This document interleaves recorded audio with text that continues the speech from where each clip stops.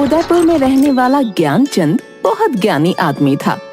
एक दिन ज्ञानचंद अपनी पत्नी से बोला, बहुत दिनों से मोहन की कोई खबर नहीं मिली है। मैं कल सुबह उससे मिलने उसके गांव के लिए निकल जाऊंगा। आज सुबह सुबह मेरी बाईं आंख फड़क रही थी जी, आप कहीं मत जाइए। तुम तो जानती हो भाग्यवान, मोहन का हमारे सिवाय कौन है। जाते हुए ऐसे टोका टोकी नहीं करते। तुम जाकर तैयारी करो मेरे जाने की। ठीक है, मैं आपके जाने की तैयारी कर देती हूँ। ज्ञानचंद का मित्र मोहन बचपन से ही गूंगा और एक पैर से अपाहिज था। ज्ञानचंद सुबह जल्दी उठकर अपने मित्र से मिलने निकल पड़ता है। रास्ते में उसे एक आदमी मिलता है जो शरीर से काफी तंदुरुस्त था। वो आदमी ज्ञानचंद के पास आया। भाई, आप कौन हैं और कहां जा रहे हैं? मेरा नाम ज्ञानचंद है और मैं अपने मित्र के घर संभाजी नगर जा रहा हूं। मेरा नाम महाकाल है, मुझे भी उसी तरफ जाना है। क्या मैं भी आपके साथ चल सकता हूं? मुझे ठीक से रास्ता पता नहीं है। बिल्कुल चलिए, अच्छा ही होगा। हम दोनों अगर साथ साथ चलेंगे तो समय भी जल्दी कट जाएगा। महाकाल, ये कैसा नाम है? बड़ा अजीब सा नाम है, महाकाल। खैर, मुझे क्या करना है। लेकिन उसने महाकाल से कुछ भी नहीं पूछा और दोनों धीरे धीरे रास्ते पर आगे बढ़ने लगे। तभी बीच में एक छोटा सा गांव आया। भाई ज्ञानचंद, तुम आगे बढ़ो। मुझे इस गांव में किसी को एक संदेश देना है। मैं बस संदेश देकर तुम्हें मिलता हूं। ठीक है, मैं एक काम करता हूं, आगे उस कुएं पर थोड़ी देर आराम कर लेता हूं। तब तक तुम संदेश देकर वापस आ जाओ। हाँ बिल्कुल भाई, आप आराम करिए। मैं यूं गया और आया। ज्ञानचंद कुएं के पास बैठकर पानी पी रहा था। तभी उस गांव में शोर उठा कि एक बाज ने किसी आदमी के प्राण ले लिए और तभी महाकाल वापस आता है। चलो मित्र, आगे चलते हैं।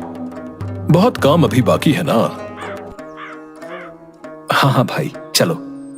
तुमने संदेश बहुत जल्दी पहुंचा दिया। हाँ, मुझे जिस आदमी से मिलना था वो मुझे पास ही में मिल गया और मैं उसे संदेश देकर तुरंत लौट आया। चलो, अब अपनी यात्रा शुरू करते हैं।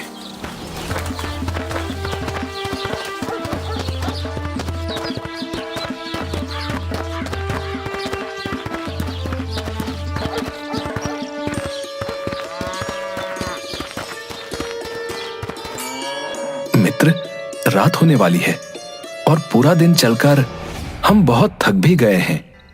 क्यों ना हम रात इसी मंदिर में रुक जाएं और यहीं आराम कर लें। तुम सही कह रहे हो, हम यहीं रुक जाते हैं और आराम कर लेते हैं और इसी बहाने से प्रभु के दर्शन भी कर लेंगे।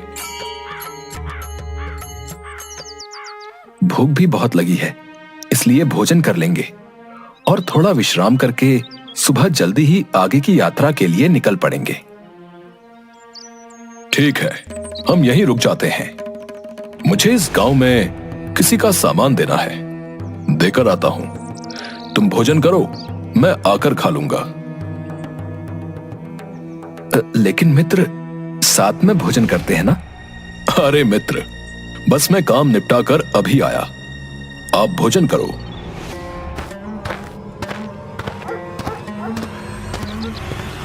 अरे आग लग गई भैया! अरे पूरे गांव में आग लग गई। लगता है कुछ नहीं बचेगा। ये महाकाल जहां भी जाता है वहां किसी न किसी तरह की अनहोनी हो जाती है। तभी महाकाल वापस आता है, लेकिन वो महाकाल से कुछ नहीं पूछता और दोनों सो गए। और सुबह जल्दी उठकर दोनों आगे की यात्रा पर निकल पड़े। कुछ देर बाद फिर से एक दूसरा गांव आया। मित्र, तुम थोड़ा विश्राम करो, मुझे इस गांव में कुछ काम है। मैं तुमसे आकर मिलता हूं। अब ठीक है। अरे भैया, अरे मधुसूदन को सांप ने डस लिया। अरे भैया, उसकी मृत्यु हो गई है। तभी महाकाल वापस आ जाता है।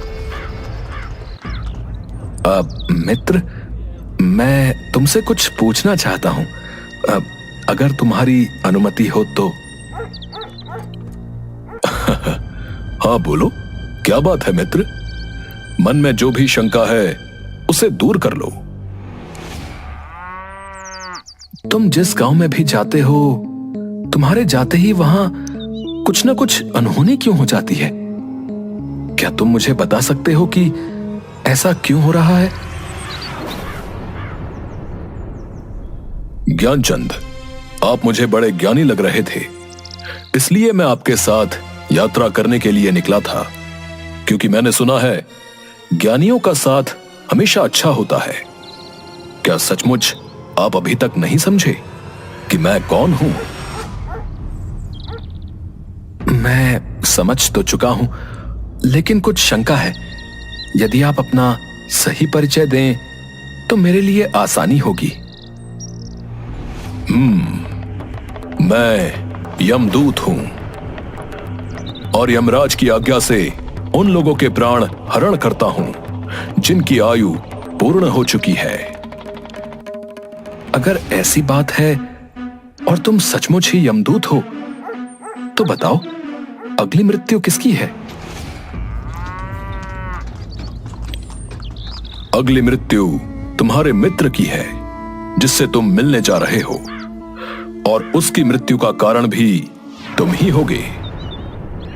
अब तुम ये क्या कह रहे हो? क्या सच में अगली मृत्यु मेरे मित्र की होने वाली है और मैं ही उसकी मृत्यु का कारण हूं? वो मेरे बचपन का मित्र है, मैं उसकी मृत्यु का कारण नहीं बन सकता। इसलिए बेहतर होगा कि मैं अपने मित्र से मिलने आगे की यात्रा पर न जाऊं। कम से कम मैं तो उसकी मृत्यु का कारण नहीं बनना चाहता हूं। तुम जो सोच रहे हो वो मुझे भी पता है, लेकिन तुम्हारे अपने मित्र से न मिलने के विचार से नियति नहीं बदल जाएगी।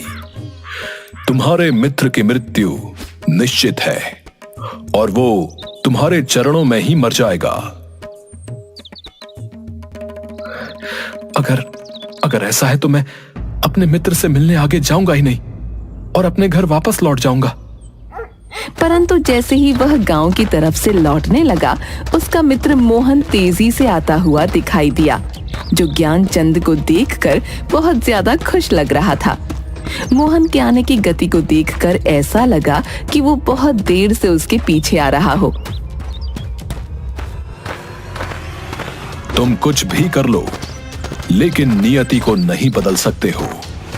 तुम्हारा मित्र बहुत देर से तुम्हारे पीछे आ रहा है, क्योंकि उसने अपनी शक्ति से ज्यादा जोर से दौड़ने की कोशिश की, जिस कारण कुछ ही क्षणों में वो तुम्हारे चरणों में अपनी आखिरी सांस लेगा।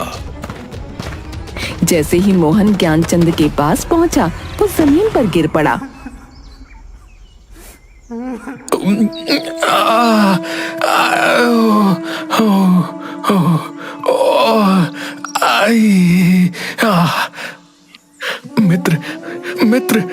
मित्र तुम ठीक हो ना? मैं तुम्हें कुछ नहीं होने दूंगा।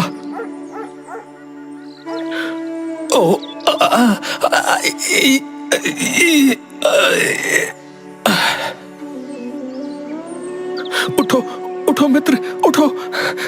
नहीं, ऐसा नहीं हो सकता। मेरी वजह से तुम दुनिया से चले गए। नहीं।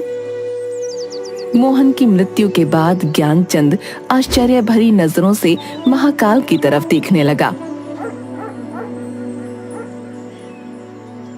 तुम्हारा मित्र पिछले गांव से ही तुम्हारे पीछे पीछे आ रहा था, लेकिन तुम समझ ही नहीं सके, क्योंकि वो गूंगा है, जिस कारण वो तुम्हें आवाज नहीं दे पा रहा था, और एक पैर से अपाहिज होने के कारण वो तुम तक नहीं पहुंच सका। उसने अपनी सारी ताकत लगाकर तुम तक पहुंचने की कोशिश की, और बुढ़ापे में शरीर में ज्यादा शक्ति नहीं होती।